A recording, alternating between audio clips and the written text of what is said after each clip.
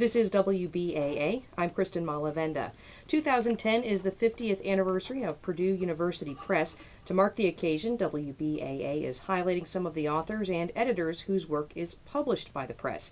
Today, an interview with Fred Whitford, author of The Queen of American Agriculture, a biography of Virginia Claypool Meredith, and The Grand Old Man of Purdue University and Indiana Agriculture, a biography of William Carroll Latta.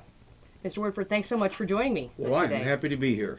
Well, let's get started a little bit. These two books that we're talking about, really, these two people laid a lot of the groundwork for things that go on at Purdue today, starting off with William Carroll Latta, who was the father, basically, of the School of Agriculture. Tell me a little bit about his importance to the university still today. Well, in fact, there's a lot here that we do today because of men and women like these folks at the beginning. So I got interested in the subject when I work in the School of Agriculture, and I wanted to see a little bit about what our background was and who we, where we came from and who were some of the important people. And when I went back to look at it, I couldn't find anything. And this particular man, William Carroll Latta, was here early on, just a few years after Purdue had started, and spent more than 40 years here. And he laid the groundwork for much of our outreach that we do in agriculture to our farmers, to our industries, and those kinds of things. He was also important in setting up the 4-year ag program at Purdue. And he was the only professor. That's the kind of cool thing. Back then, he was it. He was just one, I think, of 13 faculty member. And he taught everything in the original years. He taught every course there was in the School of Ag. So that, it's an interesting thing to go back and read about these kind of folks. And he was important too because when he started here at Purdue, it was really the dawn of land grant institutions, and agriculture education was supposed to be the basis of land grant institutions. So really, he kind of laid the groundwork for Purdue's preeminence today. You bet. And in fact, if we looked up, a lot of people don't understand that on our signs when you come into the university, it says Purdue 1869. All right, okay, there's another year. But if you look at the turmoil that took place, because it was in 1862 during the Civil War that a guy named Morrell passed this act and President Lincoln signed it. And they passed it, which says that we wanted to create land grant schools like Purdue, University of Illinois, Ohio State. And these were schools designed to help the common person in engineer, agriculture, and other applied areas, and which is what we still do today. But it took us almost 7 years to go from there, to the early day to 1869 to get the school started, to get John Purdue to, John Purdue got involved early on, and all the things that it took to get to this point. Well, once we had the school set up, then you needed people to actually build it from the bottom up. And so Latta then was able then to begin that process of building it, taking information out to the farmers of the state. And you have to remember it, back in those days, rural America was in fact very rural. And he had a mission then to try to help these farmers, both the men, the women, and their children, to have better lives in rural America. And what was his background that enabled him to be so successful? Well, farmers, and again, back in those days, it was primarily our audience was farm and the farm family. And he was actually the son of a farmer up north in LaPorte County. And so as he was growing up, his father was a traveling preacher. Oh. And he made the circuit, and which meant that if you were the oldest son, you had to do all the farm work. Okay. And so that he was actually a practicing farmer, and then a number of jobs after that as he got older, and he ended up going to Michigan State to work on a degree. Michigan State University is I believe the oldest land grant school practicing, let's say, agricultural college. Okay. And he went there, got his degree, and then he was hired here at Purdue to come here and to teach. And how do you find these stories? Like if you see the title of the book and you say The Grand Old Man of Purdue and Indiana Agriculture, and people might think, ooh, kind of a dry subject, how do you pull out kind of the humanness and the common factors that would be interesting to anybody? Well, and that's the problem that you have as an author. You have a passion, whether it's like on Latta, the passion is who is this man who started so much of what we do today. And what you do as an author, you typically write too much. Right. And so that's where the folks like at a Purdue Press come into play, and they said, Fred, we understand that you really love this, Yeah. but well, you know, you can't have a 700-page book. Right. All right, good information, but remember, this has to be a book that people are going to enjoy. So this is where things like the Purdue Press, their reviewers, their comments come into play to really kind of slim it down so you can stay focused on a message, which is an original person who gave 40 years of his life here at Purdue, who built, today, for instance, Findler Hall, Yeah. which was what's called, for some of the older folks out in the audience listening, who'd remember that as Ag Hall. He was the one that got the money through the through the Indiana General Assembly, and so that is one of his buildings. It was the first brand new building that Purdue ever had on the School of Ag. Wow. Now, for your audience to remember, up until recently, everything on the south side of 26 was the School of Ag. Right. And that is the original 100 acres that John Purdue gave as part of getting Purdue here. That is, and then if any of you listeners know where Lily Hall is, Lily Hall and just a little to the west, all of that was the original Purdue farm. So a student would come, they would go to Findler Hall, then they would walk just a block or so over to the farm where they could practice what they learned in the classroom. Do you think some of the ag students today, do they know about William Carroll Latta? Do they know what he contributed, or is his more kind of fallen into the background over the years? What happens, we live in a society, and it's okay, and we do that at Purdue, we look for the future. We work today, what's the science today, what can we do to improve people's lives for tomorrow and the next year, and what can we do 10 years later? So our school, our system is set up to what can we do today for the future. History, lots of times history then gets relegated to the past. Though everything we do is built on history. All of our science, it's very seldom somebody comes across and comes up with a brand new idea that nobody's ever thought. What we normally do is add to what's been done. So history is important. So I guess to answer your question is many of these men and women get lost in time. And if there's nothing written about them, then the longer it goes, the more in the background. Right. And so it's the same thing. How many people actually can remember most of the presidents? Very few. And these Yeah. are pretty important people. So what we try to do as authors is, and through the Purdue Press, is to get these folks' papers and things and tell their story as best as we can now, 150 years later almost. And it just forms the basis. And so what I'm trying to do is form what was the beginning like.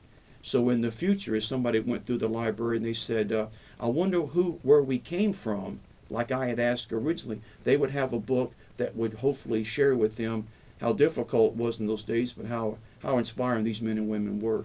And speaking of inspiring women, Virginia Claypool Meredith, I was fascinated by her story. She was really a trendsetter and way ahead of her time in terms of women's rights and education for women. Her story kind of starts out, she's married and her husband passes away, and instead of selling the farm or turning the farm over to a male family member, she decides, hey, I'm going to run this farm myself. Tell me about Virginia Claypool Meredith. Well, and to me, it's one of those, as I was doing the work on Latta, back in those days, we didn't have an extension service. Again, my job in extension is to take the university to the people. And that's what I do. Almost every night I'm gone. During the day I travel, and I'm in front of groups of people bringing them my latest science.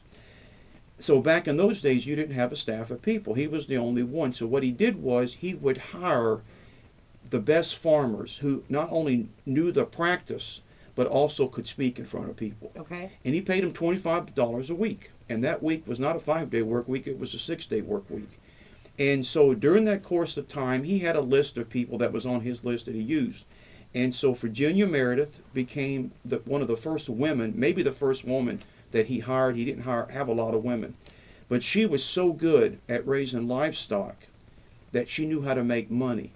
And if there's one thing in agriculture that takes care of any problems we have, whether you're male or female, or whether you're race and whatever those qualities is if you know your stuff and you can show me how to do mine better and to make money, then that breaks a lot of those barriers down. And so Virginia Meredith, way back in the 1880s, she's the same age as Latta. Way back then, her husband dies. She has no children, and she has a shorthorn livestock farm, purebred, and it's at Cambridge City, Indiana. She becomes so good, Latta puts her on the speaking tour, and that begins to create her fame as a speaker.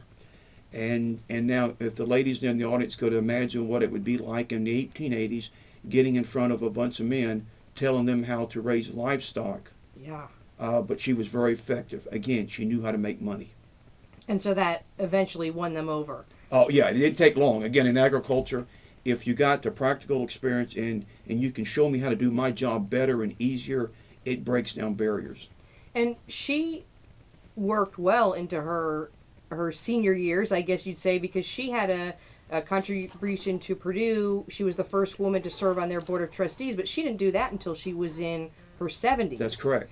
And so explain how what she did with Latta, how it kind of transformed and brought her more into the university. That's and her correct. further contributions to the university. Her only employment with Purdue was being paid $25 a week, and that was during the winter time, and we still do that today. We still meet always in the winter. All my ag programs meet in the winter.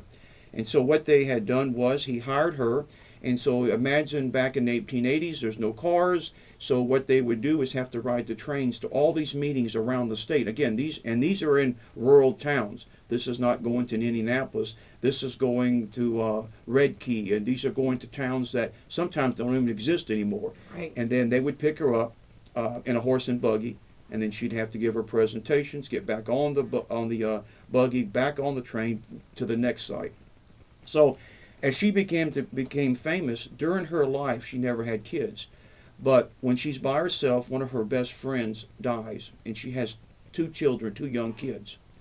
And she basically adopts these two young kids as hers. One of them didn't find out the son very much about him. He's sort of lost in history.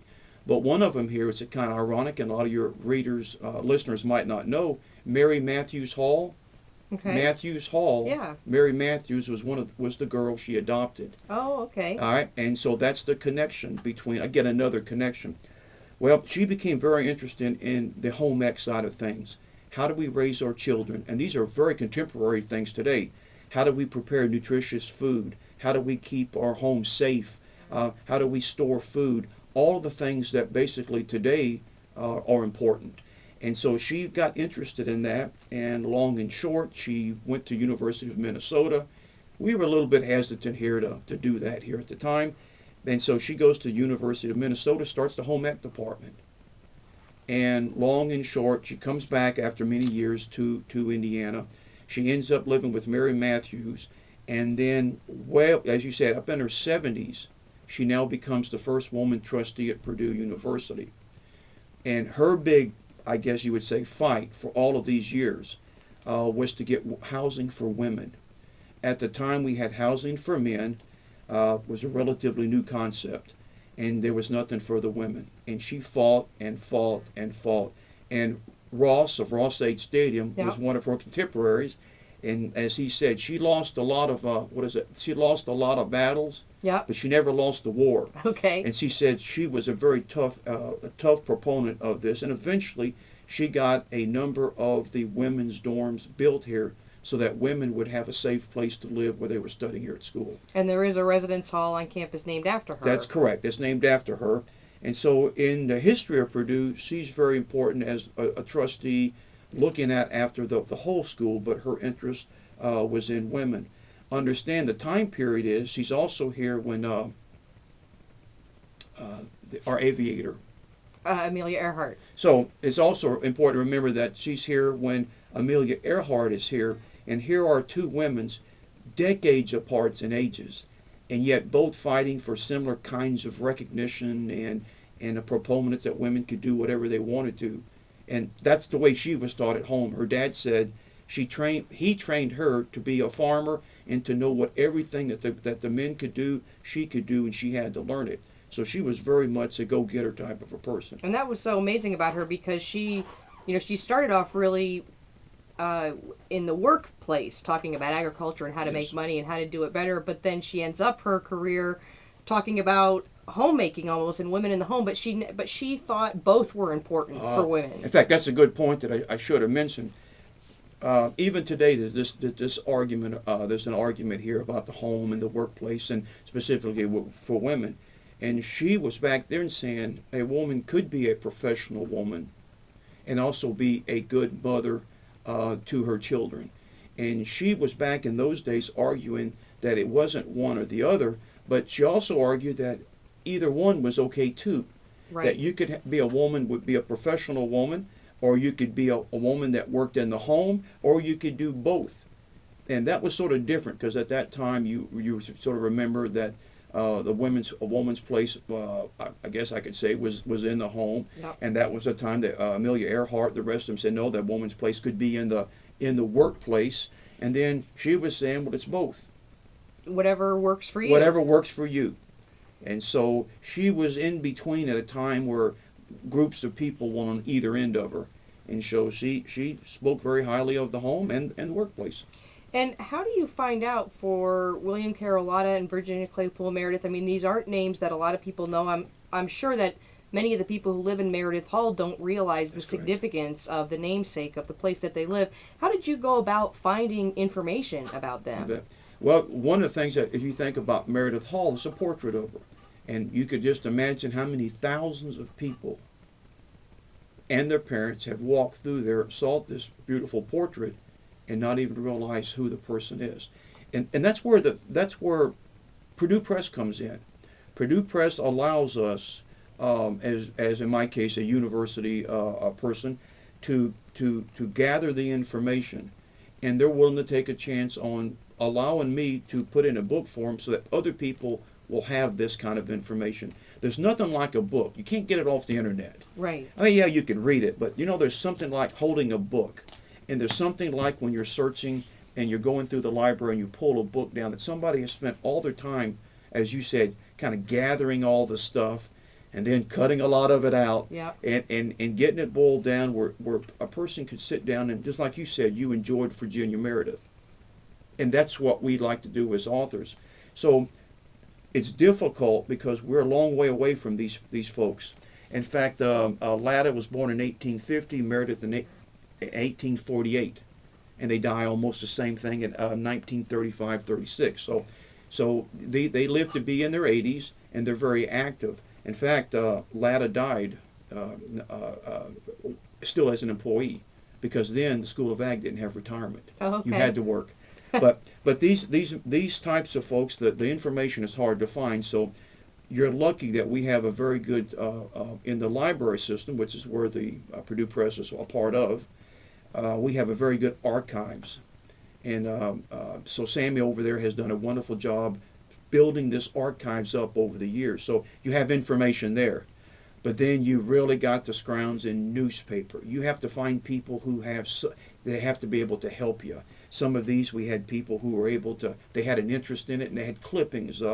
On Meredith, we actually had a few living relatives, and they had some of her trophies, and they had some of her things, and that was so cool to see things that you could only read about, and now you see where she's given awards, special awards for being a speaker. So it's like a puzzle, and what you do is you find a piece, and maybe in that piece gives you another chance to find another piece, and what you try to do is hopefully when you're done, you know what that puzzle looked like, but you don't have all the pieces, if that makes any sense. Yeah. And so that's what we try to do. You try to piece together the history, and again, that's where the Purdue Press allows us. This will never be a million. This book will never sell a million. You're not going to go on Oprah with No, this. it's not going to Oprah. You're never going to see this on the New York bestseller list or wherever these things come from. But when I teach in the classes and we talk about the history of Purdue, and I give these across the state, people who are in agriculture just love it. And they say, well, the same kind of questions you're asking. And now we're able to give them the Purdue Press form, and they can order it. We've had them given out as gifts.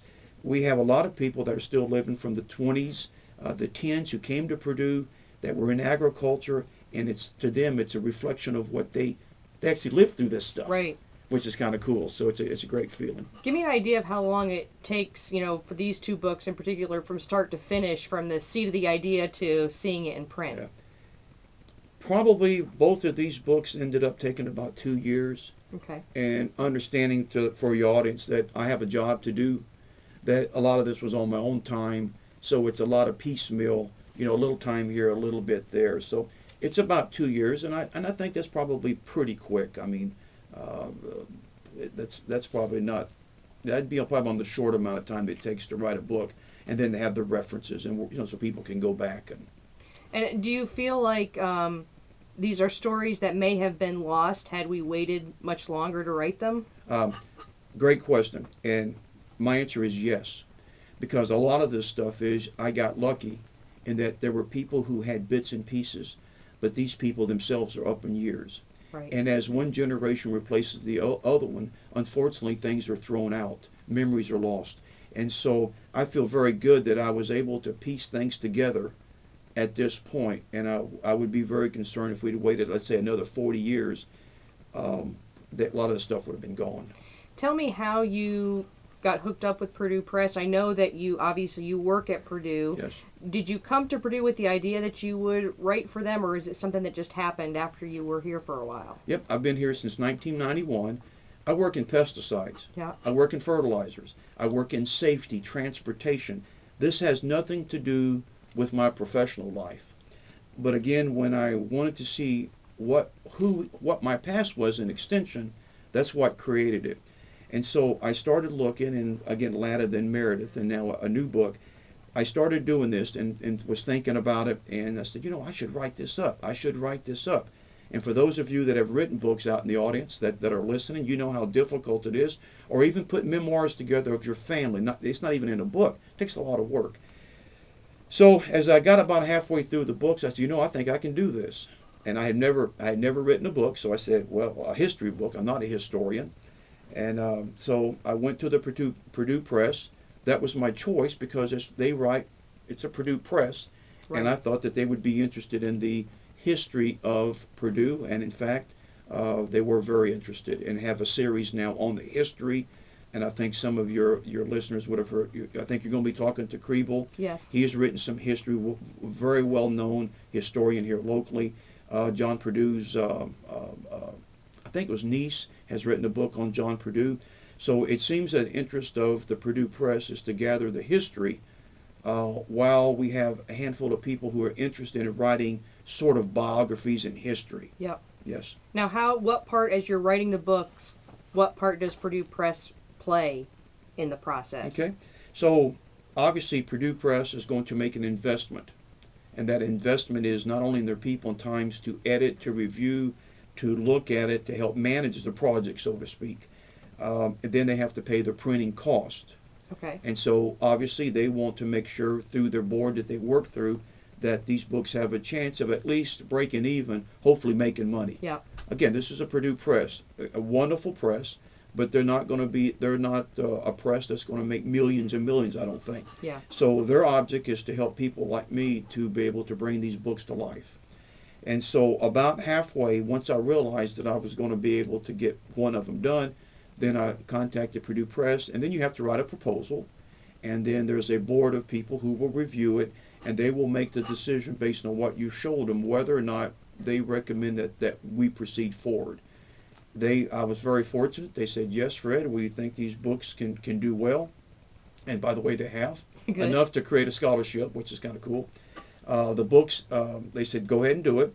And then they give you a contract, and then you've got deadline obligations and those kind of things that you have to meet, delivery times. I mean, it's like any other book company. You have a contract. They expect you to deliver on time because they're also planning their cycle of publication of what they're going to print. And tell me about the scholarship that was created. Well, we raised enough money and gathered enough money. And it's not a lot. Right now, we were able to set up an endowment of $20,000. Some authors collect a royalty. Purdue Press provides a royalty.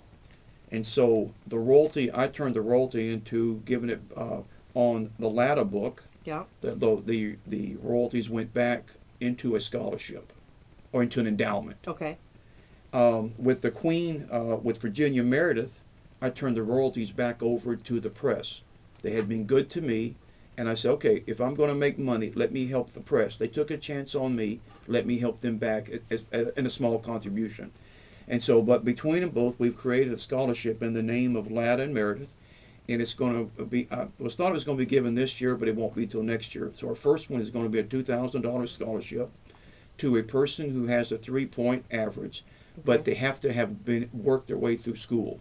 All right. And I thought that a student working their way through school, $2,000 would mean something to them. For sure. And it would represent what these men and what Latta and Meredith did in their own lives.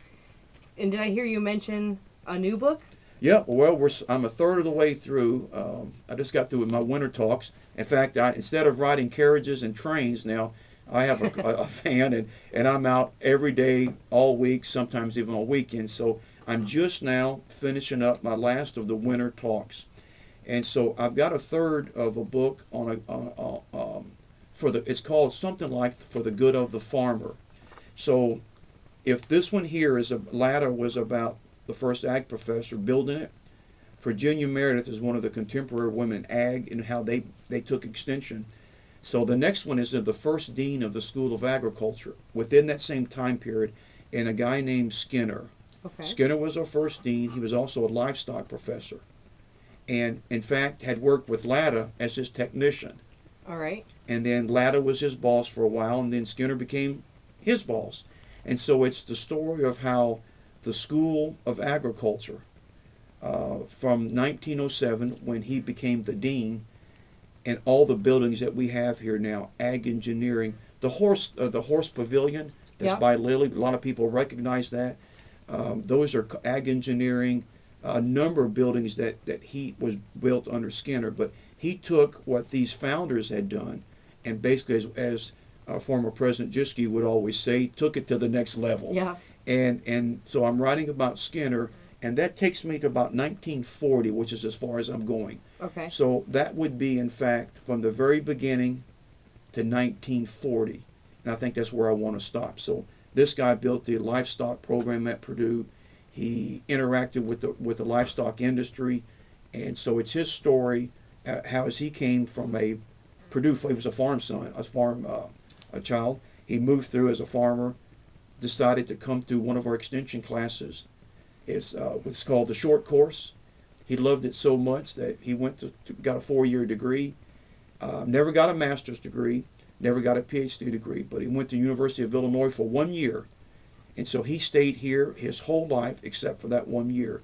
He came back and became dean, director of extension, and in fact he became what our dean is today. Our dean in agriculture today is responsible for research, teaching, extension, and international work. Okay. And Skinner took all those pieces, and eventually they all became under his leadership. And when is that scheduled for publication, or is that kind of loose right now? Well, no, that's just, I haven't went to the Purdue Press because I know that they're going to ask me for a contract, and I'm hopefully they're going to accept the book. But if they do, I want to get further along with it so that I know that I can meet my deadlines to them. Right. Great. Well, thank you so much for joining me today. I think anybody who has an interest or a passion for Purdue or for agriculture would be interested in these two subjects, and I'm glad you shared the stories with me. Well, it's great to have me on, and I hope your listeners enjoyed it, and I hope they enjoy the books.